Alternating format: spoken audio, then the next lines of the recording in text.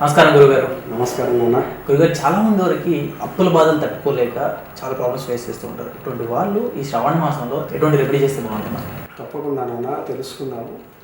ఓం సర్వమంగళమాంగళ్యే శివే సర్వార్థసాధకే శరణ్యే త్రయంబకే గౌరీ నారాయణ నమోస్తుతే.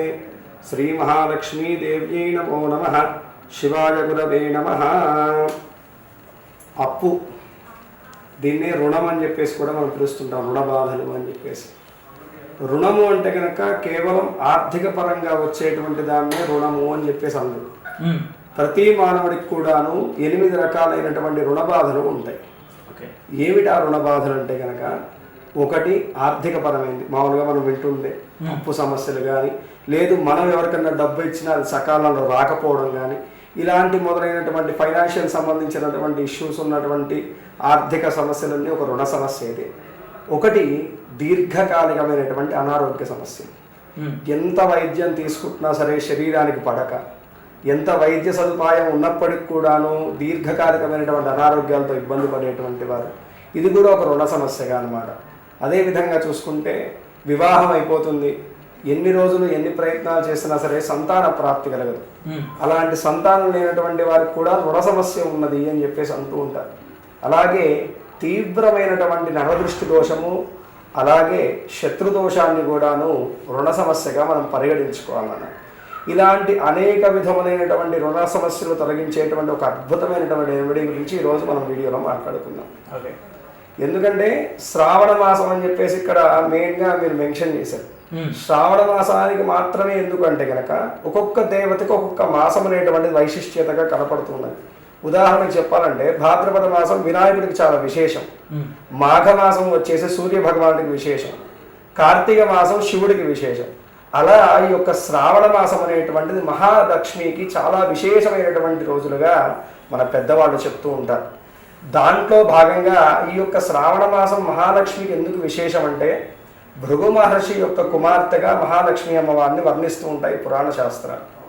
భృగు మహర్షికి అమ్మవారు దర్శనమిచ్చి అనుగ్రహించినటువంటి మాసమే ఈ యొక్క శ్రావణ మాసం. అలాంటి శ్రావణ మాసంలో కూడా ఈ సంవత్సరము మనకు ఒక విశేషం ఏంటంటే కనుక, అమ్మవారు శ్రావణ మాసంలో మంగళవారం నాడు షష్ఠి ఉన్నటువంటి తిథి రోజు కమలం నుంచి ఆ యొక్క భృగు మహర్షికి ఆ యొక్క అమ్మవారి యొక్క ఆవిర్భావం జరిగింది అని చెప్పేసి పెద్దవాళ్ళు చెప్తుంటారు. అలాంటి అరుదైనటువంటిది చాలా కొన్ని సంవత్సరాల తర్వాత మళ్ళీ ఈ యొక్క సంవత్సరంలో వచ్చింది. అదే శ్రావణ మాసము, మంగళవారము ప్లస్ షష్ఠి. అది కూడా ఒకసారి రాలేదు, ఈ నెలలోనే 2 సార్లు వచ్చింది. ఇది చాలా రేరుగా వచ్చేటువంటి కాంబినేషను. దీన్ని అలభ్య యోగము అని చెప్పేసి కూడా అంటారు నాన్న. ఈ రోజు ఇప్పుడు మనం మాట్లాడుకోబోయేటువంటి ఈ రెమెడీ చేసినటువంటి వారికి తప్పనిసరిగా వారి యొక్క కామ్య సిద్ధి నెరవేరడమే కాకుండా సకల రుణ సమస్యలన్నీ కూడా తొలగిపోతాయి. ఆ అద్భుతమైనటువంటి రెమెడీ ఏంటంటే కనుక చెప్తున్నాను. ఏ యొక్క తేదీలో వస్తుందంటే కనుక 22వ తారీఖు ఆగస్టు రోజు మంగళవారం రోజు, అదేవిధంగా 5వ తారీఖు సెప్టెంబర్లో కూడాను మనకి ఈ యొక్క మంగళవారము, శ్రావణ మాసము, షష్ఠి అనేటువంటిది కలిసి రావడం జరుగుతుంది. ఈరోజు ప్రధానంగా చేయాల్సినటువంటి కర్తవ్యం ఏంటంటే కనుక, ఎవరైతే రుణ సమస్యలతో ఇబ్బంది పడుతున్నారో, ఇందాక మనం చెప్పుకున్నాం కదా, అది వ్యాపార సమస్యలు కానివ్వండి, ఉద్యోగ సమస్యలు కానివ్వండి, ఆర్థిక సమస్యలు కానివ్వండి, కుటుంబ సమస్యలు కానివ్వండి, ఎలాంటి రుణ సమస్యలతో కానీ దుఃఖంతో కానీ ఇబ్బంది పడుతున్నటువంటి వారు ఈ యొక్క మంగళవారం రోజు చేయాల్సినటువంటి రెమెడీ ఏంటంటే కనుక, ముందుగా పొద్దున్నే తలారా స్నానం చేసి దగ్గరలో ఉన్నటువంటి లక్ష్మీ అమ్మవారి యొక్క దేవాలయాన్ని చేరుకునేసి అమ్మవారికి ఒక కలవ పువ్వుని సమర్పించాలి, లోటస్ని సమర్పించాలి. కలవ పువ్వులు అవైలబిలిటీలో లేవు.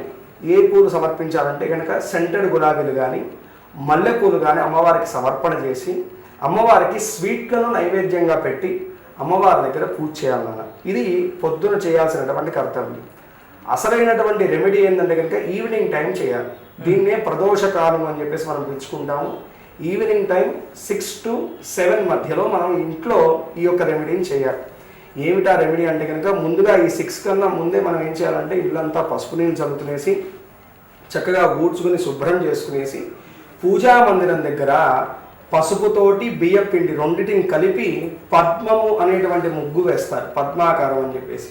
ఆ ముగ్గును వేసి దాని మీద ఒక మట్టి పాత్రను ఉంచి దాని నిండా మొత్తం కూడాను రాక్ సాల్ట్ని వేయాలి, గళ్ళ ఉప్పును వేయాలి. వేసిన తర్వాత 2 మట్టి ప్రమిదలు తీసుకోవాలి. ఇంట్లో బంగారు ప్రమిదలు ఉండనివ్వండి, వెండి ప్రమిదలు ఉండనివ్వండి, ఇత్తడి ఉండనివ్వండి, ఏ ఉన్నా సరే ఇక్కడ మట్టి ప్రమిద మాత్రమే ప్రధానం. రెమెడీస్కి ఏంటంటే ఖచ్చితమైనటువంటి లోహం చెప్తే అదే వాడాలి. అదేవిధంగా ఈరోజు మట్టి ప్రమిదలో దీపం చేయాలి. దీన్నే ఉప్పు దీపం అని చెప్పేసి కూడా పిలుస్తూ ఉంటారు. ఆ యొక్క గళ్ళ ఉప్పు మీద చక్కగా పసుపు రాసినటువంటి ఒక మట్టి ప్రమిదను ఉంచి దాని నిండా నువ్వుల నూనె, కొబ్బరి నూనె, ఆవ నూనె ఈ మూడిటిని కలిపి దీపారాధన చేయాలి. ఆ ఒత్తి కూడా ఏంటంటే కనుక స్పెషల్గా ఆవు నేతిలో తడిపి ఆ ఒత్తిని వేయాలి. వేసి పశ్చిమం వైపు చూసేట్టుగా ఆ యొక్క దీపారాధన వెలిగించాలి నాన్న. ఈ దీపారాధన కూడా ఏంటంటే కనుక 3 జ్యోతులు వెలగాలి. మామూలుగా దీపారాధన అంటే మనం 1 జ్యోతిలో 2 జ్యోతిలో వెలిగిస్తాము. ఒకటే దీపంలో 3 జ్యోతులు వెలగాలి. ఆ వెలిగేటువంటి సమయంలో కూడా ఏంటంటే కనుక కనకధారా స్తవం అనేటువంటి స్తోత్రం ఉంటుంది. ఈ కనకధారా స్తోత్రం యొక్క మహత్యం ఏంటంటే ఆదిశంకరాచార్య స్వామి వారు ఒకరోజు భిక్షాటనకు వెళ్ళినటువంటి ఇంట్లో ఆవిడ కటిక బీదతనంలో ఉంటుంది. ఆమె దగ్గర ఏమీ ఉండదు. తన యొక్క శివుడికి పెట్టుకున్నటువంటి ఒక ఉసిరి పండు తప్ప ఒంటి మీద సరిగైనటువంటి గుడ్డలు కూడా ఉండదు. అలాంటి ఆవిడ ఇంటికి భిక్షాటనకు వెళ్తాడు ఆదిశంకరాచార్య స్వామి వారు.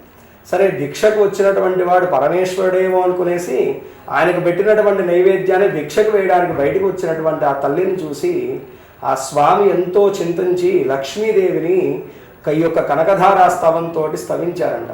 అప్పుడు అమ్మవారు కరిగిపోయేసి ఆమె మీద బంగారు ఉసిరికాయలను వర్షాన్ని కురిపించిందంట. కాబట్టి ఈ యొక్క కనకధార స్తోత్రం అనేటువంటి చాలా విశేషమైనటువంటిది. ఈరోజు అమ్మను ఉద్దేశించి ఆ స్తోత్రాన్ని పారాయణం చేయడం వల్ల అనేక విధములైనటువంటి సిరి సంపదలు, సుఖశాంతులు అనేటువంటిది అభివృద్ధి పొందుతాయి నాన్న. లక్ష్మీ కటాక్షం అంటే కేవలం ఏదో మనకి రుణ సమస్యలు, ఫైనాన్షియల్గా సెటిల్ అవ్వడమే కాదు. ఫైనాన్షియల్గా సెటిల్ అయినా సరే సుఖం, సంతోషం లేని డబ్బు ఎందుకు నాన్న? ఇవన్నీ కూడా అందించేటువంటి తల్లి మహాలక్ష్మి. అమ్మవారి యొక్క అనుగ్రహం పొందడానికి ఈ విధమైనటువంటి దీపారాధన చేసి అమ్మవారికి పూజలో ఇంకో విశేషం ఏంటంటే ధూపం వేయాలి. మనకి సాంబ్రాణి ధూపం అని చెప్పేసి చెప్తుంటారు కదా, ఆ సాంబ్రాణి ధూపాన్ని అమ్మవారికి సమర్పించి ఇంట్లో ఉన్నటువంటి అమ్మవారి యొక్క పటానికి కానీ, ఫోటోకి కానీ, లేకపోతే విగ్రహం ఉంటే విగ్రహానికి కానీ పాలు బెల్లముతో చేసేటువంటి నైవేద్యాన్ని అమ్మవారికి పెట్టి, అదేవిధంగాను కలవకు ఇందాక చెప్పుకున్నాం కానీ లోటస్ అమ్మవారి దగ్గర సమర్పణ చేయాలి.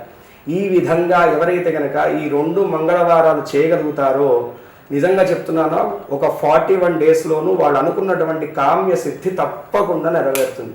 ఇలాంటి రెమెడీస్ ఏంటంటే కనుక చాలా అరుదుగా వస్తాయి. అలభ్య యోగాలు అనేటువంటిది ఈ సంవత్సరం రావడం మనకెంతో సుకృతమైనటువంటి రోజుగా మనం పురస్కరించుకోవాల్సిన రోజు. ఖచ్చితంగా ఈ రెమెడీ చేసినటువంటి వారికి రిజల్ట్ అయితే కనుక ఉంటుంది. థ్యాంక్ యూ గురుగారు. Thank you so much.